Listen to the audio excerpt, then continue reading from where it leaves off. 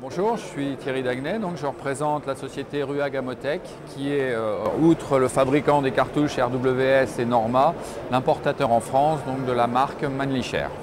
Je vais aujourd'hui vous présenter une évolution de la classique Mannlicher, le modèle phare de la gamme, qui a donc été présenté il y a quelques semaines dans une version allégée pour répondre à la demande notamment des chasseurs français.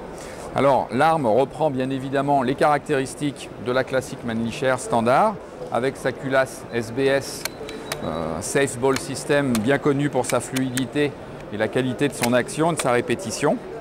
Mais les principales modifications par rapport au modèle de base portent sur un travail d'allègement qui a été fait tant au niveau des bois qu'au niveau de certains matériaux en privilégiant par exemple l'alliage d'aluminium aéronautique à la place de l'acier, qu'au niveau du canon qui est flûté sur la partie de l'extrémité pour arriver à alléger l'arme, d'où son nom de Classic Light, puisque sans optique, la version que j'ai ici pèse environ 2,9 kg.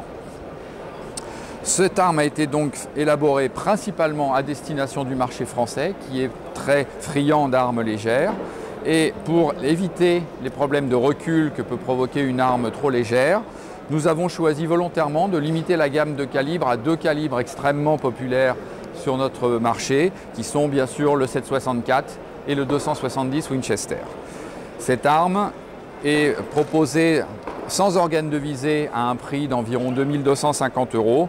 Et il est possible, pour un léger supplément de prix, d'ajouter des organes de visée ouverts. Son poids, 2,9 kg, je le disais, c'est donc le principal intérêt de cette arme destinée à la chasse à l'approche, en montagne ou en terrain difficile. Un petit mot sur la lunette qui l'équipe, qui est une lunette de marque Kales. Kales est un fabricant autrichien d'optique haut de gamme, c'est même le plus ancien fabricant d'optique. Et je vous présente ici la dernière née de la gamme qui est sortie en 2005, mais qui vient cette année, en 2007, de subir une amélioration très significative au niveau de l'électronique, qui est maintenant doté d'un capteur de mouvement qui permet une coupure automatique de l'alimentation du réticule lorsque l'arme n'est pas utilisée. Par exemple à l'approche, à la bretelle, ou lorsqu'on est en battu et qu'on pose l'arme entre les genoux ou contre un arbre, le capteur coupe automatiquement l'alimentation électrique du réticule, ce qui permet de multiplier la durée de vie de la pile d'un facteur au moins 50. Voilà.